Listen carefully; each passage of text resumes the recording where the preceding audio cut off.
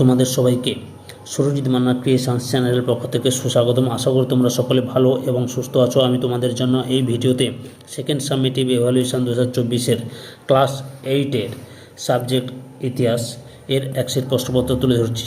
এই প্রশ্নপত্রের সেটটি তোমরা পেয়ে যাবে রায় অ্যান্ড মার্টিনের প্রশ্নবিচিত্রার সেট 2 নম্বর বা সেট 2 এর বন্ত্রা এমএসপিসি হাই স্কুলে যে প্রশ্নপত্র সেটটি রয়েছে সেই সেটের সম্পূর্ণ সমাধান করছি। তার আগে তোমাদের কাছে অনুরোধ, তোমরা ভিডিওটি না টেনে পুরোটা দেখো। আর যারা এই চ্যানেলে নতুন তারা তাদের চ্যানেলটিকে সাবস্ক্রাইব করে এই চ্যানেলের পাশে থাকো। ভিডিওটিতে একটা লাইক দাও, কমেন্ট করো কেমন লাগলো এবং ভিডিওটি শেয়ার করো। আলোচনা শুরু করছি। একের দাগে সঠিক উত্তরটি বেছে নিয়ে লেখো। 1.1 দাগে 1857-এর বিদ্রোহ থেকে ব্রিটিশ শাসনকে রক্ষা করেছিল ব্রিটিশ সৈন্যবাহিনী, রেলপথ ব্যবস্থা, টেলিগ্রাফ ব্যবস্থা। সঠিক উত্তরটি হল অপশন সিতে টেলিগ্রাফ ব্যবস্থা। 1.2 দাগে চিরস্থায়ী বন্দোবস্ত চালু করেন Lord Warren Hastings, Lord Cornwallis, Lord Dalhousie. সঠিক উত্তরটি হল অপশন সিতে লর্ড কর্নওয়ালিস। তারপরে হচ্ছে 1.3 দাগে হিন্দু বিধবা পুনর্বিবাহ আইন জারি করা হয় 1855 খ্রিস্টাব্দে, 1856 খ্রিস্টাব্দে, 1857 খ্রিস্টাব্দে। সঠিক উত্তরটি হল অপশন বিতে 1856 খ্রিস্টাব্দে। 1.4 দাগে ভারতে ওয়াহাবি আন্দোলন পরিচালনা করেন নানা সাহেব তিতুমির, সৈয়দ আহমেদ। সঠিক উত্তরটি হল অপশন সিতে সৈয়দ আহমেদ। 1.5 দাগে বঙ্গভঙ্গের পরিকল্পনা করেছেন Lord Minto, Lord Dufferin, Lord Curzon. সঠিক উত্তরটি হল অপশন সিতে লর্ড কার্জন। 2 থেকে নিচের প্রশ্নগুলির উত্তর লেখো। 2.1 দাগে বাংলা বিভাজনের পরিকল্পনা কবে ঘোষণা করা হয়েছিল? উত্তর 1905 খ্রিস্টাব্দে 19 জুলাই। 2.2 দাগে দক্ষিণ ভারতের বিদ্যাসাগর কাকে বলা হয়? উত্তর বীরসে লিঙ্গম পান্তুলোকে। 2.3 দাগে ঠিক না ভুল লেখো। দিগদর্শন বাংলা ভাষায় প্রকাশিত প্রথম সাপ্তাহিক পত্রিকা। উত্তর ভুল।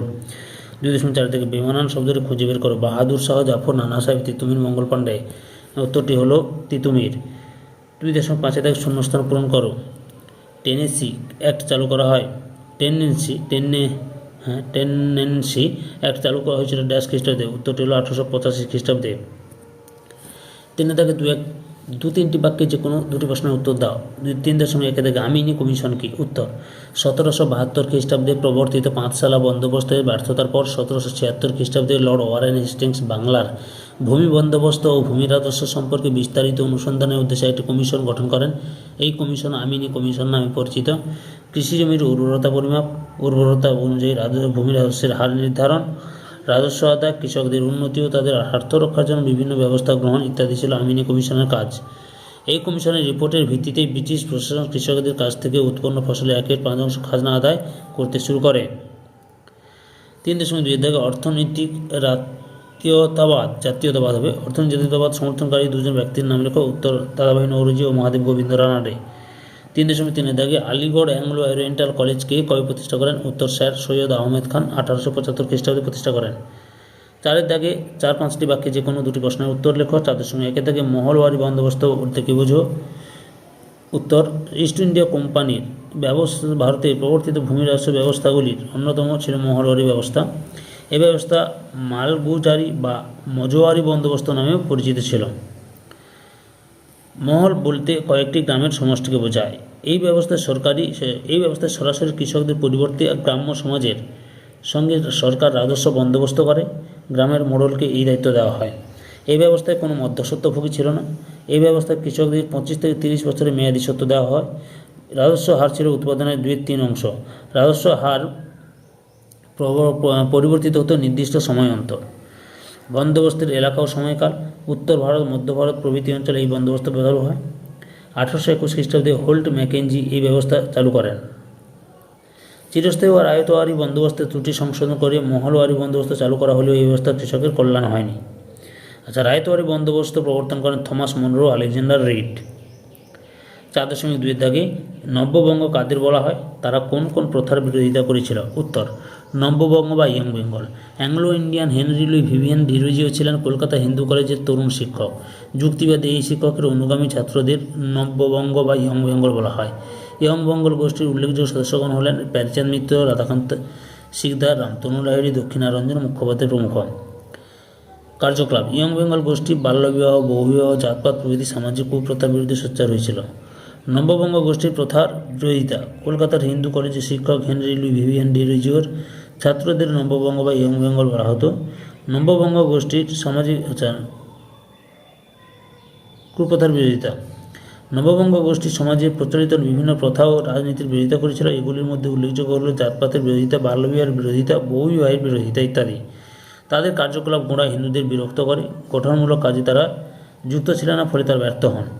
4.3 দাগে 1907 খ্রিস্টাব্দের কংগ্রেসের সুরার অধিবেশনের গুরুত্ব আলোচনা করো। উত্তর, জাতীয় কংগ্রেস প্রতিষ্ঠার পর প্রতি বছর ভারতের কোনো একটি শহরে বার্ষিক অধিবেশন আহ্বান করা হতো। এর মধ্যে 1907 খ্রিস্টাব্দে কংগ্রেসের সুরার অধিবেশনটি বিশেষ গুরুত্বপূর্ণ। গুরুত্ব, এই অধিবেশনে কংগ্রেস দলে ভাঙন ঘটে। কংগ্রেসের মধ্যে নরমপন্থী চরমপন্থী নামে দুটি গোষ্ঠীর জন্ম হয়। কংগ্রেসে দুর্বল হয়ে পড়ে এবং বেশ কিছুকাল জাতীয় কর্মসূচি গ্রহণ বা ব্রিটিশ বিরোধিতায় অক্ষম হয়ে পড়ে। চরমপন্থীরা স্বরাজ্যের আদর্শ তুলে ধরে এবং সমসাময়িক জাতীয় রাজনীতিতে জনপ্রিয় হয়ে ওঠে। এই সমস্ত দিক বিচার করে কংগ্রেসের সুরার অধিবেশনকে জাতীয় রাজনীতির জলবিভাজিকা বলা হয়। 5 দাগে নিচের যে কোনো একটি প্রশ্নের উত্তর লেখো। 5.1 দাগে ইলবার্ট বিল বিতর্ক সম্পর্কে লেখো।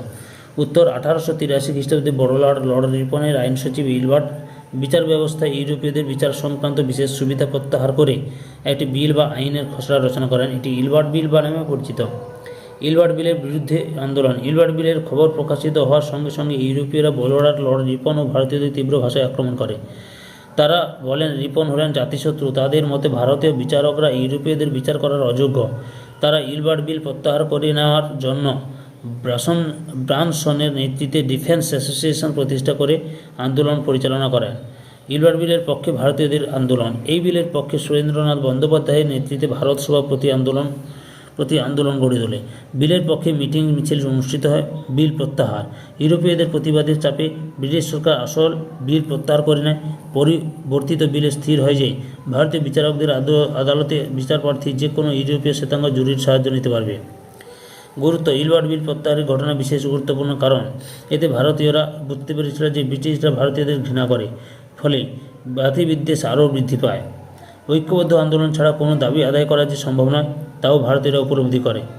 5.2 দাগে মুন্ডা উলগুলান বিদ্রোহ সম্পর্কে আলোচনা করো। উত্তর, আদিবাসীদের ব্যবহৃত শব্দ উলগুলান কথার অর্থ বিরাট তোলপাড় বা বড় আলোড়ন। ভারতে উপজাতীয় কৃষক বিদ্রোহের ইতিহাসের অন্যতম বড় ঘটনা হয়েছিল 1899-1900 খ্রিস্টাব্দ সময় পর্বে রাঁচিকে কেন্দ্র করে সংঘটিত মুন্ডা উলগুলান বা মুন্ডা বিদ্রোহ। মুন্ডাদের উপর জমিদার, মহাজন ও ব্রিটিশ কর্মচারীদের শোষণ ও অত্যাচারের ফলে এই উলগুলান শুরু হয়েছিল। বিরসা মুন্ডার মৃত্যুর পর এই উলগুলানের অবসান ঘটে।